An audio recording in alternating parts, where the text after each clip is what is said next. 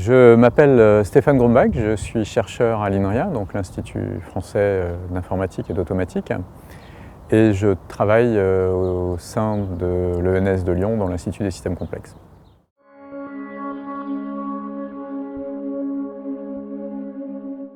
Donc nous sommes ici à la Maison des Cultures du Monde à Berlin, qui organise un cycle d'événements, de conférences autour de la question de l'Anthropocène, un cycle qui dure plusieurs années. Et cette année, l'événement est lié à la technosphère et j'organise l'un des séminaires sur la technosphère.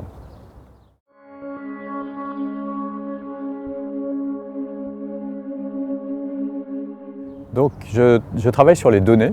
J'ai travaillé beaucoup sur les bases de données, sur des questions assez théoriques de définissabilité, ce qu'on peut dire, de quoi on peut parler, et de complexité, donc quelle est la difficulté de calculer la solution à un problème.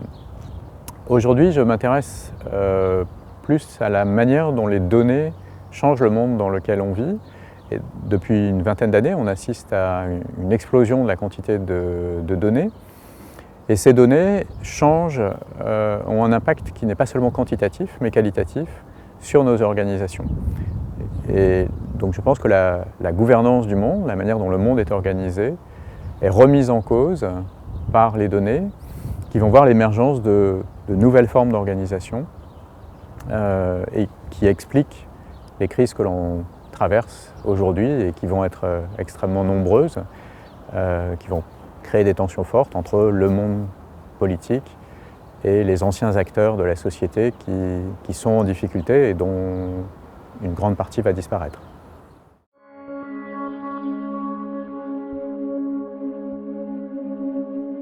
Donc les nouvelles données qui sont créées depuis une vingtaine d'années et dont la quantité augmente en permanence depuis 20 ans, sont récoltées soit par des capteurs physiques, soit par les outils avec lesquels nous interagissons en ligne sur les navigateurs qui permettent l'accès à Internet ou sur nos smartphones qui recueillent à la fois nos échanges mais aussi notre position.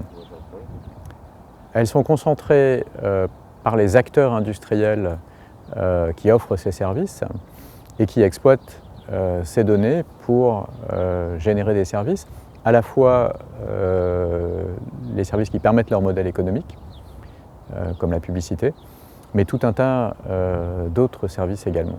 Et elles suscitent des questions majeures, fondamentales. C'est à mon sens l'un des grands enjeux de l'époque qu'on vit aujourd'hui et l'un des moteurs du changement, le principal moteur du changement qu'on vit aujourd'hui.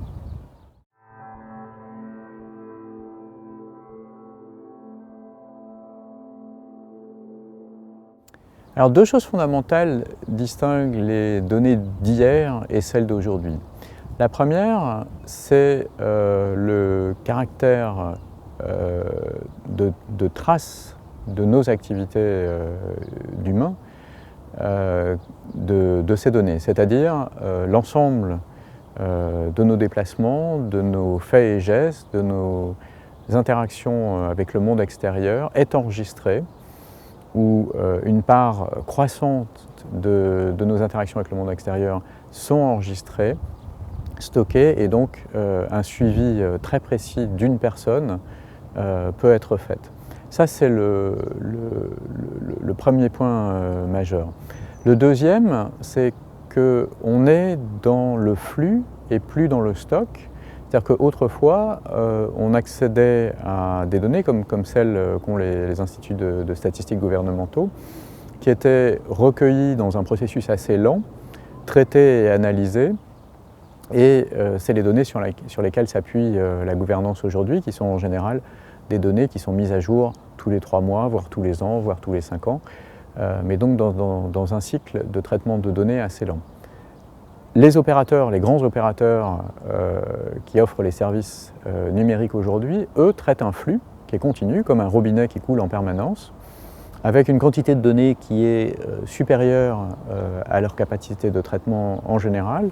Et donc c'est un peu comme si c'était une fontaine à laquelle on prenait de temps en temps, on prenait une partie de l'eau et que le reste était potentiellement perdu.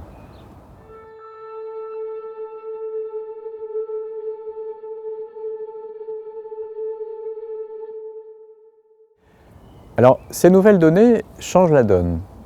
Pourquoi? Parce que l'ensemble des activités du monde physique, les traces de nos interactions, ont une existence dans le monde numérique. Et donc on a cette couche numérique décollée du monde physique, dans lequel une partie de l'activité du monde physique est observable ou révélée. Et on peut donc dans cette couche développer des activités directement sur les données, donc au niveau numérique, sans lien avec le monde physique. Deux types d'activités, des activités nouvelles qu'on n'aurait pas pu développer dans le monde physique, par exemple le moteur de recherche et l'accès à la connaissance, qui est véritablement quelque chose qui est apparu à la fin des années 90 et qui a complètement révolutionné notre accès à la connaissance, mais aussi des activités anciennes qui existaient dans le monde physique et qui vont se décoller pour être exercées non plus dans le monde physique, mais dans le monde numérique. Pour prendre un exemple très simple et bien connu, celui de la réservation d'un taxi, qui est aujourd'hui offert par des sociétés qui n'ont pas nécessairement de présence physique sur les territoires sur lesquels elles opèrent et qui mettent en relation un chauffeur et un passager.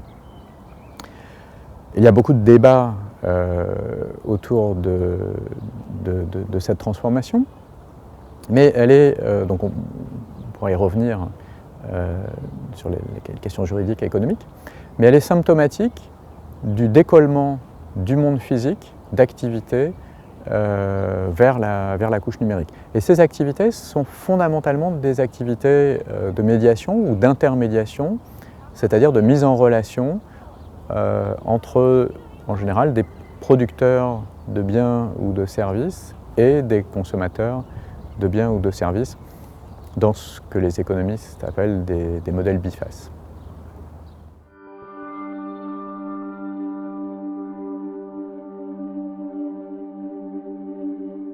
Alors, un marché biface, c'est simplement la rencontre entre, d'un côté, des producteurs de biens ou de services et de l'autre côté, des consommateurs de biens ou de services. C'est quelque chose qui existe depuis longtemps, dont la banque est un très bon exemple, avec à la fois, d'un côté, des épargnants qui confient leurs économies à la banque et d'autre part, des entrepreneurs qui cherchent des fonds pour investir. On trouve des exemples de marchés bifaces de manière assez générale dans beaucoup des interactions de la société. Dans l'économie numérique, quand on passe dans la couche numérique, où on est seulement en lien avec les données et non plus avec le bien ou le service qui est fourni, l'une des conséquences immédiates, c'est la capacité à passer d'une face à l'autre. Et ça, c'est un changement majeur. Je vais prendre un exemple. La mise en relation d'un passager et d'un chauffeur peut s'appliquer à un chauffeur professionnel comme à un chauffeur occasionnel. Et c'est comme ça qu'on est le covoiturage. Il est rendu possible, cette mise en relation avec d'un passager et d'un chauffeur, mais un chauffeur qui n'est pas un professionnel. Et toute l'économie du partage dérive de ces possibilités de rencontres qui sont assurées par les plateformes numériques. Alors, pourquoi les plateformes numériques sont si importantes? D'abord parce qu'elles permettent d'identifier les deux candidats à cet échange. Mais leur rôle va bien au-delà. Dans l'économie traditionnelle, quand je prends un taxi ou quand je fais appel à un service de manière générale, j'ai confiance parce que ce service est proposé par une entreprise ou par un service de l'administration qui est digne de confiance, qui subit des procédures de vérification. Je ne monterai peut-être pas dans la voiture de n'importe qui ou je n'échangerai pas nécessairement avec n'importe qui. Or, ces services numériques permettent de profiler les utilisateurs et chaque fois qu'il y a rencontre, les utilisateurs vont devoir s'évaluer. Et donc les évaluations d'un des acteurs sur la plateforme me permettront de développer ou d'avoir confiance, permettront à la plateforme de développer un système de confiance. Et ça c'est une révolution qui est très importante. Elle horizontalise le concept de confiance. Donc c'est la confiance qui est accordée par les pairs et non plus la confiance verticale qui est attribuée par l'employeur ou l'institution ou l'entreprise. Donc ça c'est un aspect absolument fondamental.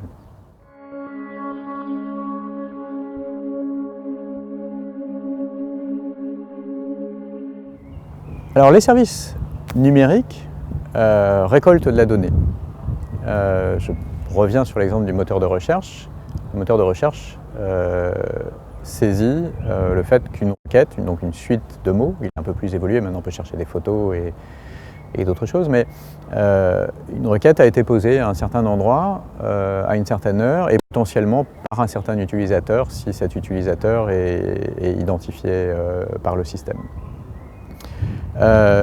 Ces données permettent de profiler l'utilisateur, de savoir ses centres d'intérêt sur le moment ou dans la durée et de lui proposer des annonces qui sont pertinentes ou au moins plus pertinentes que des annonces faites au hasard, produites au hasard. Et ce qui est intéressant dans ce phénomène, c'est que Google, avec le moteur de recherche, va révolutionner notre accès au savoir bien sûr, mais ne va pas directement révolutionner l'ensemble des institutions liées au savoir. Il va révolutionner le monde de la publicité. Donc c'est sur une des externalités de l'application première du moteur de recherche que l'impact est le plus grand. Et j'aurais tendance à dire que c'est une règle générale de l'économie du numérique. Elle récolte de la donnée et ces données permettent bien sûr d'assurer le service pour lesquels les données ont été récoltées, mais permettent en général d'assurer d'autres services dont la plupart sont inimaginables au moment où la donnée a été récoltée. D'où l'intérêt de l'économie de la donnée, des data brokers, de tous ces gens qui récoltent le maximum de données, les vendent pour des services, à tel point qu'on n'a aucun moyen de tracer en fait les données d'un utilisateur particulier sont dans la nature aujourd'hui, dans les mains de nombreuses sociétés, et elles sont revendues dans des lots sans qu'on puisse savoir qui les détient.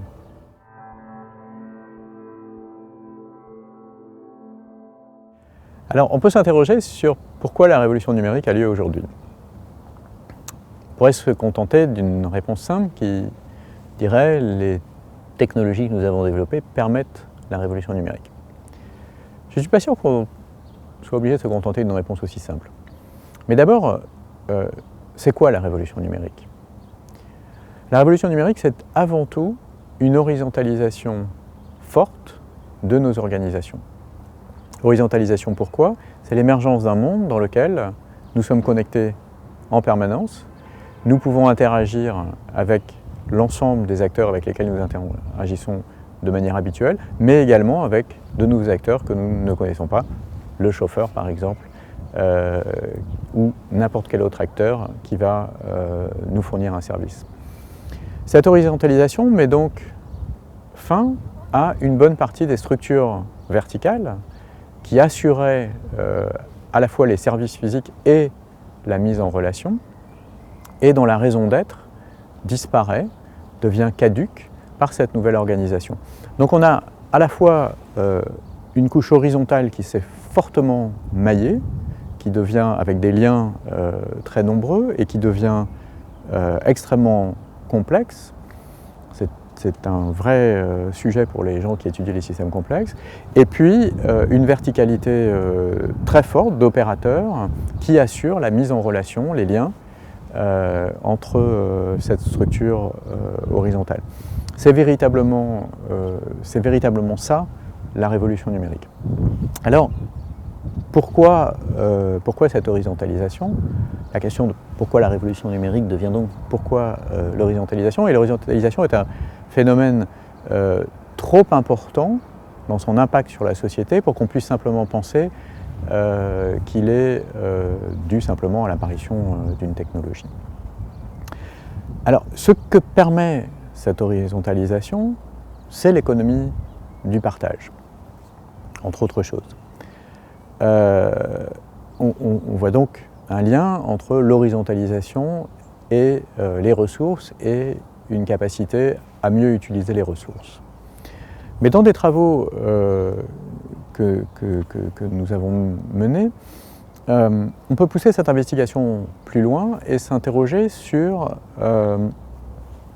la question de savoir si l'émergence de cette horizontalisation n'est pas due à un feedback du manque de ressources, du fait que nous rentrons dans une période où un nombre important de ressources viennent à manquer et où la stabilité même de notre interaction avec la planète, voire même la survie de l'humanité, est mise en question. Et ça, c'est un sujet qui, à mon sens, est très important et très intéressant.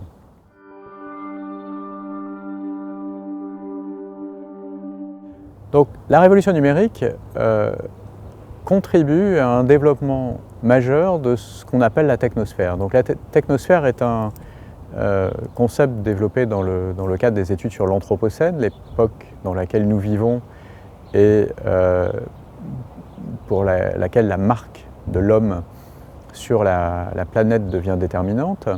La technosphère, c'est la couche de l'ensemble des dispositifs développés par l'homme, l'extraction des matières premières, la production énergétique, le transport, l'agriculture moderne avec la chimie et les transformations génétiques, mais aussi l'administration qui permet de faire tenir cet ensemble. C'est donc une vision globale de l'ensemble des dispositifs développés par l'homme comme système complexe où toutes les actions dans un domaine ont des répercussions dans d'autres domaines. Donc c'est cette compréhension globale du monde. Et le numérique et la couche numérique de la technosphère, c'est l'organe de commande de la technosphère qui permet de piloter l'ensemble des actions de la technosphère, qui autrefois passait beaucoup moins par les données numériques et qui passe de plus en plus par les données numériques, d'où cette couche dont je parlais tout à l'heure, dans laquelle une partie des activités vont pouvoir être exécutées. Et ce qui est intéressant, c'est un changement important puisque il est fait indépendamment des frontières nationales, politiques, qui vont être celles des États. Beaucoup de choses ont lieu dans la technosphère, mais c'est vrai déjà des flux financiers, des échanges qui échappent à la connaissance des États et qui suscitent des scandales aujourd'hui, qu'il faut continuer à susciter des émotions dans la société. Mais une bonne partie de la commande de ce qui se passe sur la Terre est assurée dans cette couche.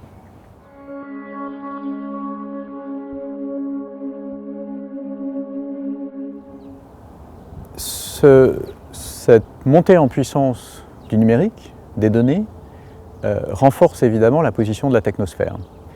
Et ce qui est très frappant, c'est l'indépendance de cette sphère par rapport aux humains eux-mêmes, qui peuvent être considérés comme des acteurs travaillant pour la technosphère, mais qui ont perdu la capacité de commander la technosphère. Elle devient globalement indépendante de la volonté d'une personne particulière ou même d'un État. Aucun État aujourd'hui n'est en capacité de débrancher, d'interrompre la technosphère. Et d'ailleurs, la technosphère joue un rôle absolument fondamental. Nous ne pourrions pas être plus de 7 milliards d'individus sur la surface de la Terre sans la technosphère qui permet une production agricole massive et en fait l'exploitation d'une partie très importante de la biomasse au profit de la subsistance de l'humanité. Donc la question d'évolution est compliquée. On peut s'interroger effectivement sur l'émergence d'une gouvernance du monde et des humains en particulier qui soit effectivement très différente des rapports que nous avions autrefois avec une couche d'abstraction déterminante qui nous échappe et au niveau de laquelle sont prises une partie des décisions qui nous concernent et qui autrefois étaient sans doute des décisions prises soit par les États, soit par certains agents économiques puissants et qui aujourd'hui sont beaucoup plus globaux. Donc ça s'inscrit probablement dans une évolution où les problèmes qui sont les nôtres aujourd'hui sont des problèmes globaux et en particulier ceux des mouvements qui ne sont pas conservatifs de la technosphère. C'est-à-dire que l'ensemble des sphères de la Terre, l'hydrosphère, la biosphère, etc., opèrent un mouvement continu de transformation, un certain métabolisme ou certaines formes compliquées ou complexes d'imbrication métabolique. Mais ces phénomènes sont fondamentalement conservatifs. On peut prendre l'exemple de l'hydrosphère. L'eau coule dans les rivières, rejoint la mer, s'évapore et par les nuages retombe sur la Terre. On a donc un cycle de l'eau qui est globalement stable. Dans la technosphère, on a déplacé des matériaux qui soit vont manquer aux activités humaines parce qu'il n'y en a plus à disposition, soit vont changer les équilibres même des autres sphères, et c'est le cas bien sûr du CO2 dans l'atmosphère. Donc on voit des problématiques globales apparaître, et puis dans le même temps, sans qu'on en ait totalement conscience, une forme de décision, de gouvernance qui semble s'être globalisée aussi sans qu'on ait de manière visible perdu les systèmes politiques qui nous gouvernaient autrefois.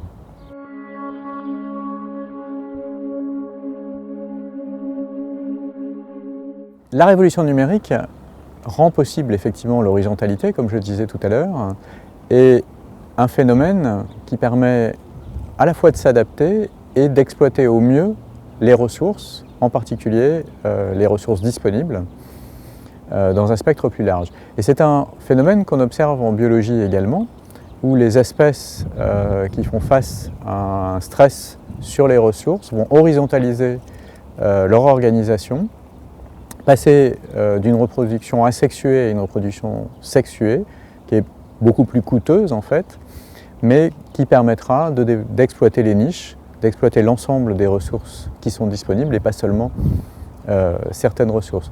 Ce qui est intéressant, c'est qu'on pourrait se dire que en étant capable d'exploiter plus de ressources, enfin plus largement les ressources, des ressources distinctes, on va en exploiter plus et donc ne pas répondre aux questions de manque de ressources ou de limite de ressources. Et ce n'est pas ce qu'on observe en biologie.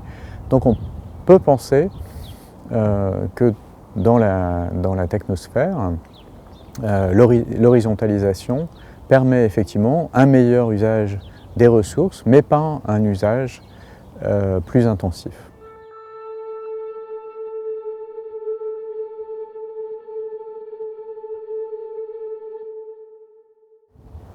Alors on peut s'interroger aussi sur la pérennité de nos organisations politiques, de leur fonctionnement. L'horizontalisation, ça veut dire la suppression d'une partie des opérateurs de la verticalité. Or, les administrations, le gouvernement lui-même, fait partie de cette verticalité. On sent d'ailleurs dans les tensions politiques qui touchent nos pays, les incertitudes, l'absence de véritables débats démocratiques comme il y en avait autrefois entre deux bords qui s'affrontaient. On sent sur l'ensemble de l'échiquier politique une incertitude, une incompréhension des phénomènes et qui est, pour ma part, fortement liée à la révolution numérique et à l'émergence des données. Je le disais tout à l'heure, les opérateurs qui ont des parts croissantes de données sont des opérateurs qui deviennent de plus en plus puissants. Les États, à l'inverse, qui avaient une part très importante de la donnée sur leur territoire et des populations de leur territoire, voient cette part diminuer et dans le même temps, leur pouvoir sur le territoire diminuer. D'où une réorganisation de la politique.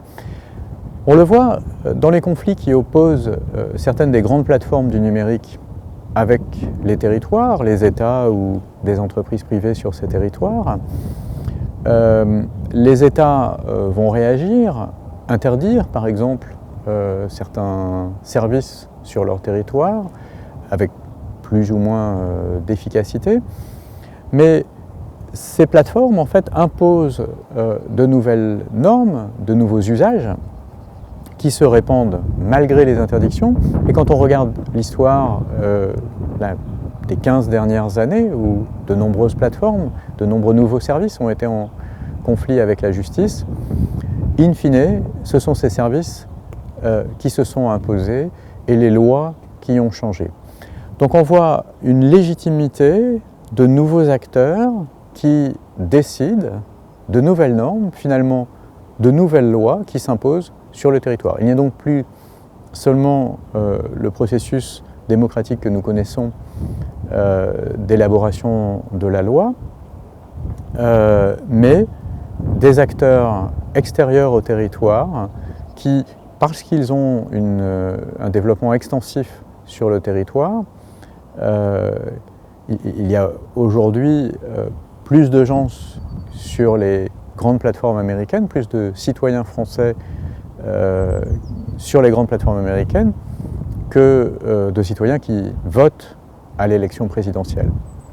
Donc on voit émerger de nouvelles légitimités qui sont aujourd'hui par l'État considérées comme illégitimes, mais qui sont des forces en présence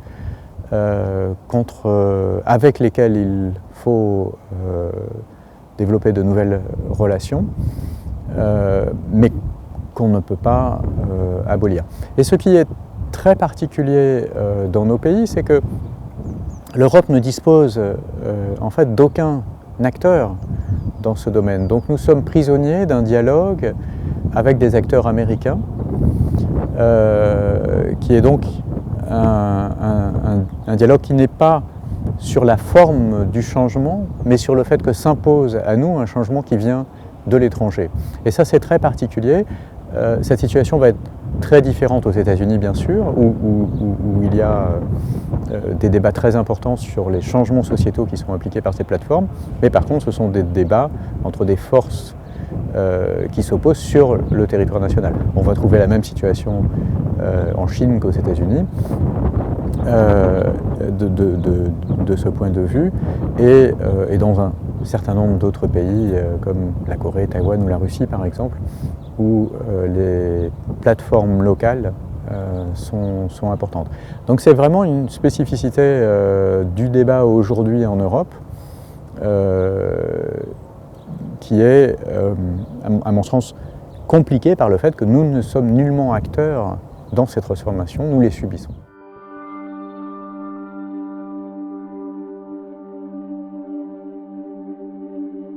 Alors, un des grands débats qui agite nos sociétés aujourd'hui, c'est le débat sur la surveillance. Le fait, effectivement, d'avoir des traces de l'ensemble des activités de tout un chacun permet effectivement d'exploiter ces traces pour de multiples objectifs, la publicité, mais également la surveillance. Il se trouve que cette industrie a émergé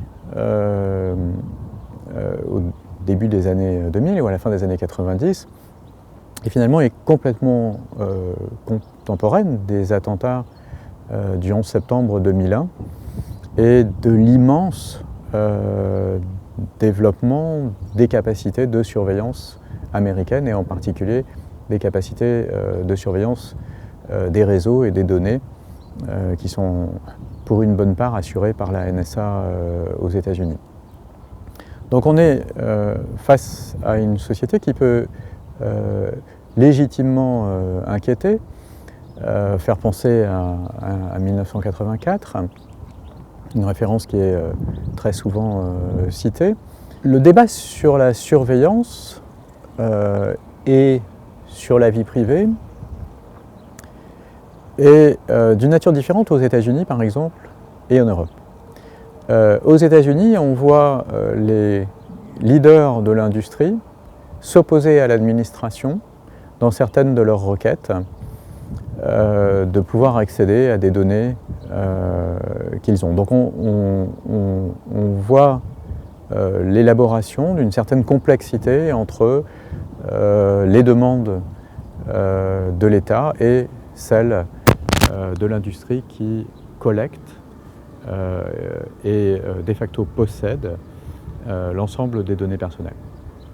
Le débat est différent en Europe parce que n'étant pas acteur de cette industrie, il n'y a pas de grands acteurs, par exemple, qui s'opposent à l'État pour dire qu'ils n'ouvriront pas leurs données aux services de renseignement. Et l'État a accès à la surveillance classique des tuyaux, mais beaucoup moins à la capacité d'accéder aux boîtes aux lettres ou aux différents services de communication, d'échange que nous utilisons, parce que la majorité de ces services sont américains et donc les données dépendent des États-Unis. Donc nous pouvons faire des requêtes auprès des compagnies américaines pour obtenir ces données. Il y a un autre sujet qui est associé à mon sens et qui est important, c'est celui de la censure politique. L'Internet s'est développé avec le mouvement libertarien, a mis le premier amendement de la Constitution américaine en avant, premier amendement qui fait partie d'une série d'amendements qui limitent les pouvoirs de l'État et qui interdit la censure d'une information sauf si elle porte véritablement atteinte à la sûreté de l'État. Après avoir en Europe défendu une idée assez naïve de cette liberté, nous nous retrouvons aujourd'hui dans le contexte du terrorisme à censurer des contenus pour des raisons politiques. On est donc rentré dans une certaine, à mon sens, une certaine normalité d'une liberté sur le réseau qui est contrainte et d'un exercice de la surveillance sur lequel des équilibres, des arbitrages devront être faits. Certains de ces arbitrages seront déterminants pour l'avenir. Je crois aussi que l'Internet doit permettre, en cas d'effondrement politique, une résilience, et donc ça ne doit pas être un endroit où on a une surveillance absolue. Je crois que ce serait une erreur de construire un monde intégralement contrôlé, parce que sa capacité de résilience serait faible.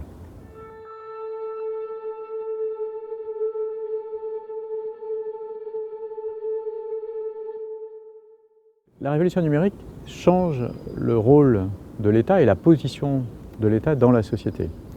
Je l'ai dit, les nouvelles normes qui s'imposent à nous et qui de plus en plus vont avoir force de loi, ou vont forcer le législateur à adapter la loi, sont décidées par des acteurs qui ne sont pas des acteurs du territoire, mais des acteurs globaux de l'ensemble des territoires. Et donc la question de la légitimité politique, de règles qui s'appliquent sur notre territoire, va se poser, puisque on sort déjà du cadre qui est le nôtre aujourd'hui. Et je pense qu'on sent fondamentalement dans le désarroi de nos démocraties, dans le désarroi du débat politique, émerger cette question du véritable pouvoir de l'exécutif qui diminue chaque jour un peu plus. Et donc cette question doit être véritablement posée. Comment organiser l'État dans le monde numérique et dans un monde dont les enjeux sont devenus globaux, que ce soit ceux du climat ou ceux des acteurs du numérique, et où la force, la capacité d'intervention locale va probablement diminuer progressivement au profit, vers le haut, les grands acteurs globaux, et vers le bas, la couche horizontale de la population, qui donc peut être à l'origine de bien des changements et contribue d'ailleurs aujourd'hui par des actions locales à essayer d'influer sur les changements du monde.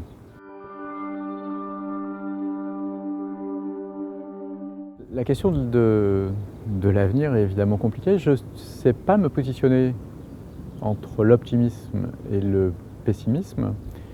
Je pense que les changements sont extrêmement fondamentaux et donc soit les torsions vont se faire progressivement et donc passer de manière pas trop brutale par une série assez longue de crises pour aller vers une reconstruction, soit la torsion sera trop brutale et la société s'effondrera, le système politique aussi, et on risque de passer par une période troublée, compliquée, très autoritaire, pour après reconstruire.